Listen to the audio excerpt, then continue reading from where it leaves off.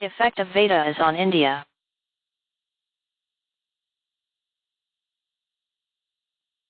It has been 69 long years of independence for India. But we still struggle to achieve the high living standards of Westerners. When asked the reasons for this, everyone blames it on politicians. But we Indians have changed many politicians all these years with little or no considerable effect. This indicates that Indian progress is not only dependent on politics. Something else is pulling us back. What is that? The answer for this question was given by social scientists. World-famous sociologists like Max Weber, Karl Marx, and Niall Ferguson observed the world's societies and has provided perfect reasons for this. Among these three, Max Weber's, who belongs to 19th century predictions, and their accuracy surprises us all. Relation between religion and wealth of society. Max Weber has explained the relation of social wealth and its religion in a scientific manner.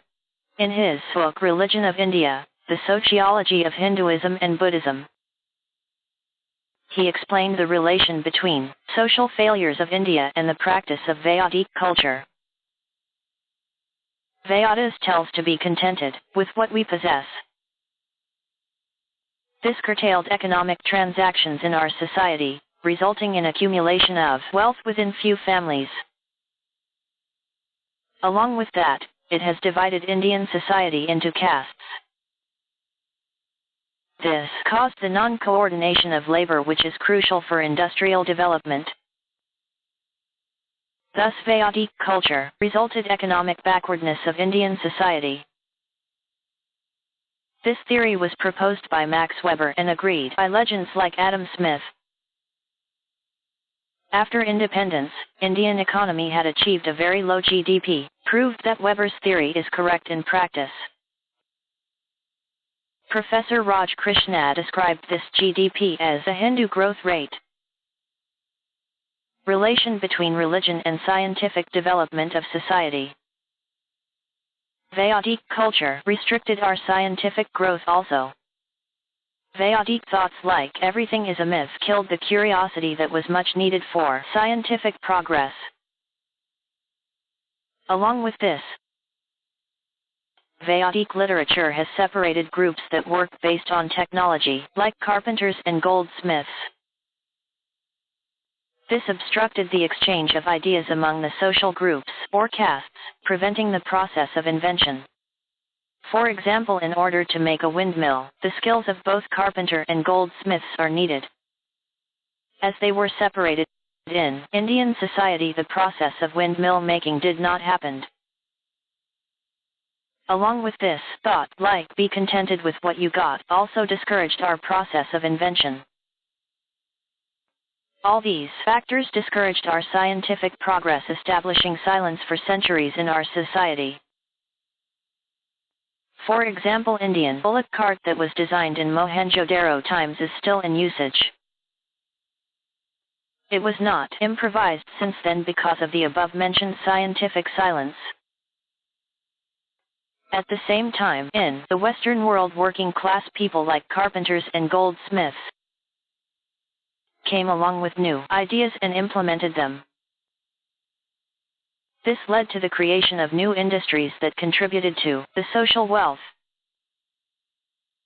Before this Vedic philosophy gained popularity, Indians performed well in science and astronomy. Especially during the times of charvaaka, vaisheshika philosophies are in practice. Indians have achieved a lot in mathematics and physics, like introduction of zero, determination of pi value. After that, Vedic philosophy gained popularity and killed the questioning nature in the society. This killed our scientific progress. World-famous sociologist Karl Marx expressed similar views on Hindu society in his British Rule in India essay. What should we do? After we are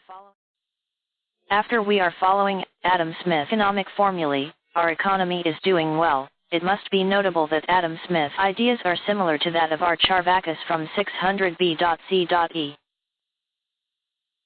These new formulae combined our fractured society and increased our production.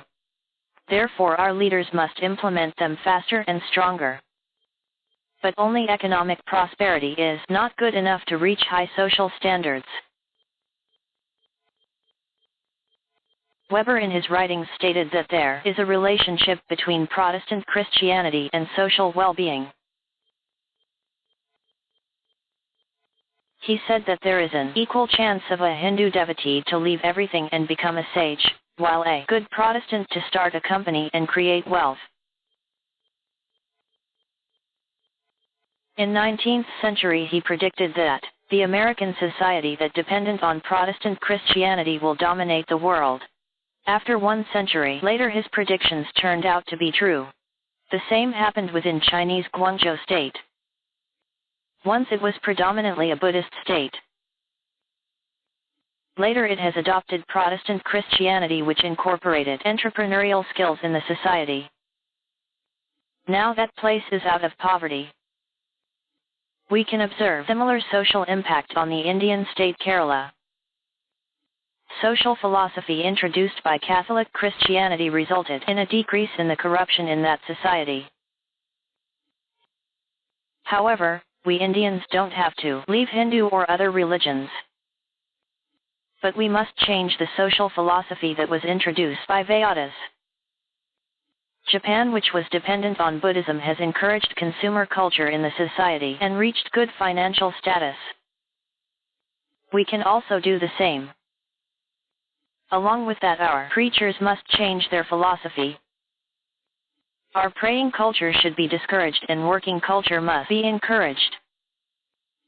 Preachers must tell the society that if people don't work and does not contribute to the society or commit anti-social activities, like accepting bribes, they become sinners. At any cost we must get rid of unreasonable, pessimistic views of Vedic philosophy. Instead of that we can adopt charvaaka, or vaisheshika philosophies.